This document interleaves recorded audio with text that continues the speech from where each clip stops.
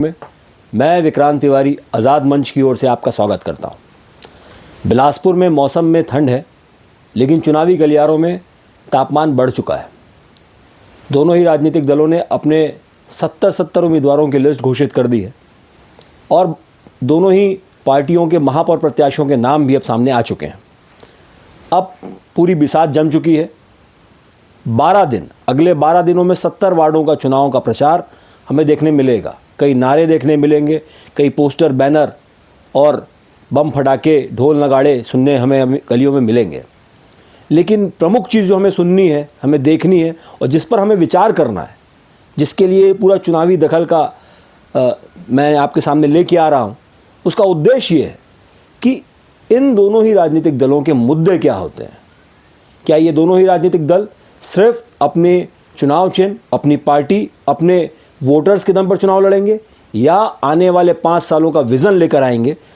ये हमें बताएंगे कि अगले 5 सालों में 2030 तक ये बिलासपुर को कहाँ ले जाना चाहते हैं। उनकी सोच में बिलासपुर 2030 में कहाँ खड़ा होता है।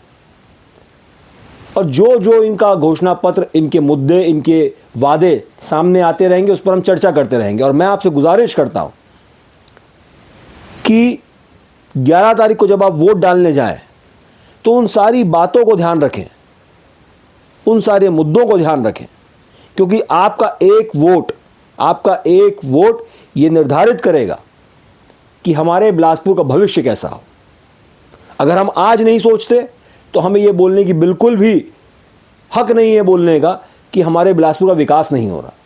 अगर हम आज नहीं सोचते तो हम ये भी नहीं बोल पाएंगे कि हमारे बिलासपुर के साथ अन्याय हो रहा है।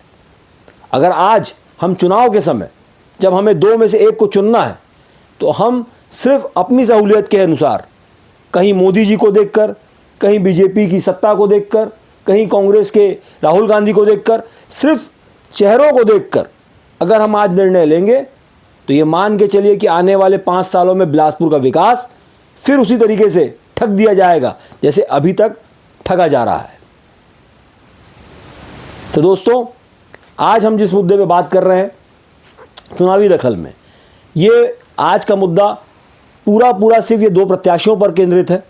ये 2 प्रत्याशी और जो चुनाव का समीकरण बनता हुआ अभी आज दिख रहा है। आज की स्थिति जो है, आज की स्थिति में ये है कि भारतीय जनता पार्टी में बिलासपुर शहर में 4 विधायक बीजेपी के आते हैं। माननीय अमर अग्रवाल जी ने, बिलासपुर के जो विधायक है, शहर विधायक जो हैं, उन्होंने अपने कार्यकर्ता की धर्मपत्नी को टिकट दिलवा दिया, उसमें वो सफल रहे। 70 वार्डों की टिकट अपने अपने विधायकों के, जो उनका क्षेत्र इस बिलासपुर नगर निगम में आ रहा था, उसके अनुसार बांटी गई।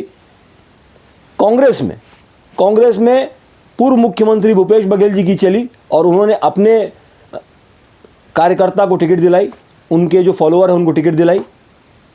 अब बात यहाँ आगे खड़ी होती है कि पूजा विधानी जी और प्रमोद नायक जी, इन दोनों में से हमें दोनों की पृष्ठभूमियों को ध्यान रखना पड़ेगा, क्योंकि मुख्य सवाल ये उठता है कि जब हम महापौर चुनेंगे तो वो महापौर संचालित कहाँ से होगा।